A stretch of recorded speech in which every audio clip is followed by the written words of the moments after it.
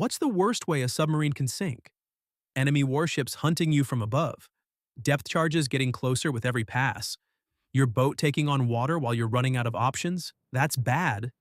That's the nightmare every submariner trained for. But it's not what happened to USS Tang. USS Tang, the single most lethal American submarine of World War II, the boat that sank more confirmed enemy ships than any other in the entire US fleet, was destroyed by her own torpedo. Her own weapon. Circled back. Hit her in the stern. October 1944, Formosa Strait. Her fifth war patrol. And on the last shot of the night, the Mark 18 torpedo that left Tang's tube curved off course looped back through the dark water and killed the submarine that fired it. 78 men died. The rest were captured by the Japanese. The most successful submarine in the Pacific was gone, not by enemy action, not by any failure of courage or skill, but by a mechanical defect in the last torpedo she ever fired. And here's the part of this story that most people never hear. 9 men survived. They were sitting on the ocean floor 180 feet down in a flooding, darkened hull with no power, no air, and no one coming to rescue them. And they got out. That's the story of USS Tang, the record she built, the night it all ended, and one of the most extraordinary escapes in submarine history. Let's start from the beginning. By the fall of 1944, the United States Navy had submarines all across the Pacific, dozens of them, running patrols, hunting convoys, cutting off the supply lines that kept Japan's war machine running. Most of them were good. Some of them were exceptional. Tang was in a category by herself. She wasn't the biggest submarine in the fleet. She wasn't the newest, the most advanced, or the most heavily armed. What she was effective, in a way that set her apart from every other boat in the water. By October 1944, she had 33 confirmed sinkings to her name: tankers, troop transports, cargo ships, escorts. The arteries of Japan's entire Pacific supply chain severed one convoy at a time. No other American submarine came close to that number. And the reason Tang was so lethal had a name: Lieutenant Commander Richard O'Kane. O'Kane is one of those figures in military history who doesn't get nearly enough attention outside of the people who study this period closely. Before Tang, he had served as executive officer aboard USS Wahoo under the legendary Dudley Mush Morton, one of the most aggressive, most feared submarine commanders of the entire war. From Morton, O'Kane learned something that most officers only talk about but few actually internalize. That hesitation in submarine warfare doesn't just cost you kills, it costs you lives. The window of opportunity in a night surface attack is measured in seconds. Close the range, fire accurately, move before the escorts can react. O'Kane took that lesson and refined it. His approach was built around precision at close range. No long-distance guesswork. No conservative firing solutions from outside the convoy's screen. Tang would get in close enough that misses weren't an option. Fire a tight spread and maneuver out before the response could land on them. Night surface approaches, minimal silhouette, maximum aggression. It worked. Repeatedly. Consistently. Across 4 full war patrols that left a trail of burning Japanese shipping behind them. By the time Tang was preparing for her 5th patrol, her crew had a confidence about them that went beyond morale. This wasn't a group of men who thought they might succeed. This was a crew who had already proven they succeeded. Every patrol, every sinking, every time the escorts failed to catch them, it added another layer to the certainty that they knew what they were doing. That kind of confidence is earned, and it's also, in certain moments, the thing that makes you push one step further than you should. The Pacific War in October 1944 looked completely different from what it had been 2 years earlier. By this point, America had seized the strategic initiative across the theater. The island-hopping campaigns were working. MacArthur was landing in the Philippines. Japanese air power, which had dominated the early years of the war, had been shredded at the Battle of the Philippine Sea. The Imperial Japanese Navy had lost carrier after carrier, pilot after pilot, and simply could not replace them at the rate they were being destroyed. But Japan wasn't finished. Not yet. And the fight to keep Japan supplied, to keep fuel reaching the home islands, to keep troops fed and armed across their remaining Pacific holdings, was being fought in the shipping lanes. That's where American submarines were winning a war of attrition that doesn't get the same headlines as the big fleet battles, but may have mattered just as much. By 1944, and Japanese merchant shipping was in crisis. Submarines had sunk so much tonnage that supply routes were being rerouted, convoys were getting smaller and more desperate, and the escorts were increasingly vigilant. The seas around Formosa, the Taiwan Strait, and the Luzon Strait were some of the most heavily trafficked and most heavily patrolled waters in the Pacific, which made them exactly the kind of place O'Kane wanted Tang. Dense traffic meant targets. Heavy escorts meant risk. Risk didn't bother O'Kane. He understood something about submarine warfare that made him dangerous in waters that intimidated other commanders. That the same aggressive positioning that increased your exposure also increased your effectiveness. You don't sink ships from a safe distance in the dark. You get close, you hit what you're aiming at, and you move before they can respond. Tang was built for those waters. And her 5th Patrol started the way her previous 4 had, with O'Kane finding targets and Tang putting them on the bottom. The first weeks of Tang's 5th Patrol reinforced everything her reputation was built on. She found convoys, she attacked. Ships slowed, burned, and went down. Japanese escorts dropped depth charges in response, but Tang was quick and O'Kane was unpredictable, diving deep, shifting course, using thermal layers to scatter sonar returns, making the boat as difficult to pin down as possible. When the escorts gave up and moved on, Tang surfaced and went looking for the next one. One engagement in particular stands out from this patrol. Tang attacked a convoy in a way that became almost legendary in submarine circles, staying on the surface through multiple torpedo runs, maneuvering between burning ships in the darkness while escorts desperately tried to track a submarine that kept moving too fast to fix a position on. O'Kane was inside the destroyer screen, firing from ranges close enough that his crew could see the muzzle flash from Japanese guns through the periscope. And he stayed in there, kept firing, kept maneuvering, kept putting torpedoes into targets until he'd exhausted one of the most aggressive attack runs any submarine had conducted in the entire war. Inside Tang, the crew moved with the efficiency of veterans. Torpedo crews reloaded as fast as the mechanical limits allowed. Fire control teams updated solutions in real time as O'Kane called out bearings and speeds from the conning tower. The whole boat operating as one machine, doing what it had spent 4 patrols getting very, very good at. By the night of October 24th into the 25th, Tang had worked through most of her torpedo inventory. 1 convoy remained in range.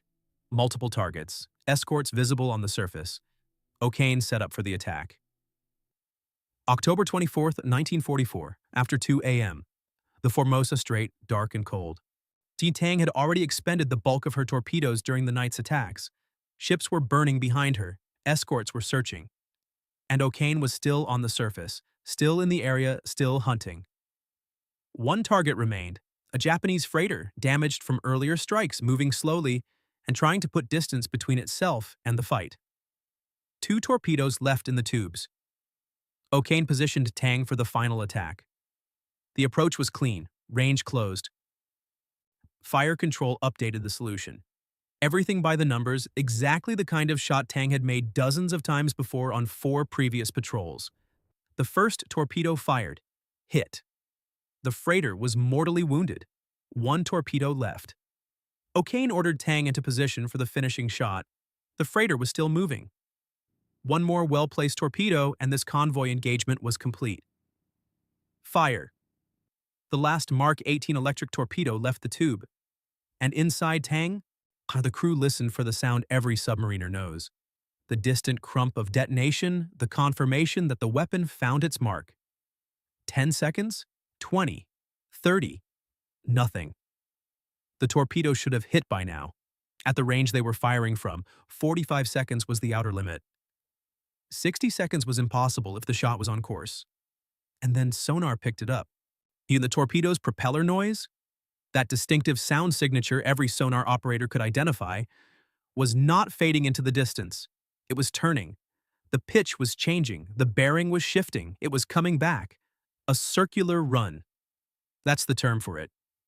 And in the submarine force, a circular run was the nightmare scenario that men talked about in hushed tones, because it meant your own weapon had become the threat. The Mark 18 was an electric torpedo. No exhaust trail, which made it harder for the enemy to track back to the firing submarine. But the gyroscopic guidance system that kept it running straight had a known failure mode. If the gyro malfunctioned, the torpedo wouldn't just go off course in a lazy curve, it would turn, hard, in a circle that brought it directly back toward the source. O'Kane reacted instantly. Right full rudder. Every second of distance mattered, and at the range they were operating at, the close range that made Tang so effective, the torpedo didn't have far to travel. Engines to maximum, hard right turn. The submarine heeling over as it came around. On the bridge, O'Kane could hear sonar's reports cutting through the darkness. The torpedo's bearing wasn't opening, it was closing. There was no margin. 20 seconds after the order to turn, USS Tang's own torpedo hit her, directly beneath the stern. The explosion tore through the aft torpedo room. For the men in the rear compartments, there was no warning, just the instant total violence of a detonation at point-blank range. Compartments flooded in seconds. The blast wave rolled through the length of the hull, throwing men off their feet, shattering equipment, killing power across the rear sections of the boat. The stern dropped. Tang began to sink. O'Kane had seconds to assess the situation. The aft section was gone, and the flooding was uncontrollable. Whatever the men in those rear compartments had experienced, there was nothing that could be done for them now. His job was the rest of the crew, the men still alive, still breathing in the sections of the boat that hadn't been destroyed. He ordered everyone forward, bulkheads sealed behind them to slow the water's progress. Tang settled downward through 180 feet of water and hit the bottom stern first. The impact was hard enough to throw men against the bulkheads, but the hull didn't fully collapse. The bow section, where the survivors had gathered, held. Silence. The kind of silence that feels physically different from normal quiet. The sounds of a working submarine, the hum of machinery, the circulation of air, the distant rumble of the engines, all of it gone. Replaced by the sound of water moving through damaged seals somewhere in the dark. And the breathing of men trying to figure out if they were going to live. They were on the seabed, 180 feet down in a flooding, powerless submarine. Let's be direct about what that means. 180 feet isn't the deepest water a submarine has ever been lost in, but it's deep enough. Deep enough that simply opening a hatch and swimming for the surface isn't a survivable option without equipment and training. The pressure at that depth requires a controlled ascent. Exhaling slowly on the way up, managing the air in your lungs, doing nothing that would cause them to expand and rupture before you broke the surface. The air inside the hull was already being consumed. Carbon dioxide was rising. The battery power that hadn't been destroyed in the explosion was draining. Heat was building in the sealed compartment as body heat had nowhere to go. They had hours, maybe less. There was one option: escape. Every American submariner trained for this. The device they trained with was called the Momsen lung, an emergency breathing apparatus developed in the 1930s specifically to allow sailors to escape from a sunken submarine. It wasn't complicated. A rubber bag worn on the chest, connected to a mouthpiece, containing enough oxygen for the ascent. The technique required flooding the escape compartment, equalizing pressure with the sea outside, opening the hatch, and ascending at a controlled pace, exhaling continuously as the air in the lungs expanded with the decreasing pressure on the way up. In training, in controlled conditions, with instructors watching and safety divers positioned above, it was manageable. Inside Tang in the dark, in rising heat, with carbon dioxide making clear thinking harder by the minute, it was something else entirely. The forward torpedo room became the escape hatch. The procedure was methodical even under these conditions, because it had to be. Rushing it killed you, flooding the compartment too fast, opening the hatch before pressure had equalized, ascending too quickly. Any of those things and you drowned before you reached the surface, or you surfaced with ruptured lungs and internal hemorrhaging that was just as lethal. O'Kane organized the escape as he had organized Tang's attacks, systematically with priority given to others before himself. Cold seawater began flooding into the forward torpedo room, rising from the deck upward. Men stood in it as it climbed to their waists, their knees, their chests. When pressure equalized, the hatch opened. Black water. Men went up one at a time. Some made it. They broke the surface in the cold October darkness, gasping, treading water, looking back down at the glow of whatever emergency lighting still worked 180 feet below them. Some didn't make it. The breathing rhythm failed. Here the Momsen lung was damaged or improperly fitted. The darkness was disorienting and men surfaced at the wrong rate, or didn't surface at all. Inside, the survivors who hadn't gone yet waited in water that was still rising, air that was still thinning, heat that was still building. This went on for hours, not minutes. Hours. The escape from USS Tang was not a single dramatic moment. It was a prolonged, methodical, agonizing process conducted by men who were running out of everything: air, energy, time, and still going through the procedure correctly because they had no other choice. O'Kane went last. He exited the submarine after the last man he could account for had already gone, pushed upward through 180 feet of cold water, and broke the surface. 9 men came up alive. Of the 87 men aboard USS Tang, 78 were dead, killed in the explosion, drowned during the escape attempts, or trapped in compartments that were never going to open. The 9 survivors were in the water in the middle of the Formosa Strait, in the dark, miles from any friendly vessel, with burning Japanese ships around them and escorts in the area. Within hours, they were captured by Japanese forces and taken prisoner. Richard O'Kane, the most successful American submarine commander of World War II, a man who had just survived being sunk by his own torpedo, had managed the escape of survivors from 180 feet and had been in the water for hours, spent the rest of the war in a Japanese prison camp. When the war ended and O'Kane came home, the Navy took a hard look at exactly what had happened to Tang. The Mark 18 torpedo, the weapon responsible, had a known issue with its gyroscopic guidance system. Not unknown in the sense that naval engineers were hiding it. Known in the sense that it had been reported, documented, and flagged as something that needed addressing. The circular run problem was not a Tang-specific anomaly. Other submarines had experienced it. Other crews had been forced to take evasive action when their own torpedoes came back. What made Tang different was the combination of factors that night. The extremely close range O'Kane had been firing from. The fact that this was the last torpedo aboard. The fact that there was no room for a full evasion maneuver at that distance.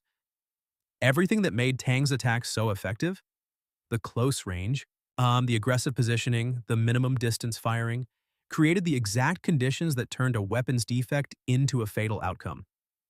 It wasn't O'Kane's fault. He was doing exactly what had made Tang the most successful submarine in the Pacific. The doctrine was sound. The execution was what it had always been. The weapon failed. But here's what stayed with the submarine force long after Tang was recovered from memory and entered into history books. The understanding that confidence in a weapon's reliability and actual verified reliability are two different things. The Mark 18's gyro problem had been documented. The fix had been slow in coming. Submarines were still going to sea with a torpedo that had a known failure mode, trusting that the probability of a circular run on any given shot was low enough to accept. For Tang, on that specific night, the probability wasn't low enough. The Navy went back to its testing protocols. Torpedo reliability became something that was verified under real combat conditions rather than assumed from engineering specifications. The same kind of reckoning that Thresher's loss would force on hull systems and construction quality, Tang's loss applied to weapons reliability and the standards used to certify a weapon as safe to deploy. You don't get to say a weapon is reliable because the math says it should be. You verify it repeatedly, under realistic conditions, with documentation that can be audited. Richard O'Kane received the Medal of Honor. The citation covers the entire 5th Patrol. The repeated close-range attacks, the convoy engagements conducted while inside the escort screen, the willingness to press the attack when most commanders would have withdrawn, and the leadership he showed in the hours after Tang sank. On organizing the escape, going last, getting 9 men out of a flooding submarine on the ocean floor. It's worth sitting with what that citation actually describes for a moment. The Medal of Honor is given for conspicuous gallantry above and beyond the call of duty. O'Kane's 5th Patrol qualifies on almost every sentence of that description. He attacked a convoy from inside the destroyer screen in darkness, at close range, multiple times in a single night. When his own torpedo sank him, and he managed his crew's survival with the same precision he'd brought to every engagement on that patrol. He didn't fall apart when everything went wrong. He ran the escape procedure. He put his crew first. He came up last. That's the other story of USS Tang, not just the sinking, but what happened after the sinking. 9 men who should not have been alive, ascending from 180 feet in enemy waters in the middle of the night. The fact that any of them made it out is not luck. It's training. And it's leadership. And it's the kind of discipline that comes from operating at the highest level of your profession for long enough that it becomes instinct even when everything around you is breaking down. O'Kane lived. He came home. He spent the rest of his life as one of the most decorated submarine commanders in American naval history, and, by most accounts, one of the most respected. For decades, and the exact location of Tang's final resting place was known only approximately from survivor accounts and the navigational data available from the patrol, cross-referenced with the geography of the Formosa Strait. In 2019, a deep-sea survey expedition located the wreck. She was right where the survivors said she'd be, 180 feet down in the Taiwan Strait, the hull broken exactly where the torpedo hit.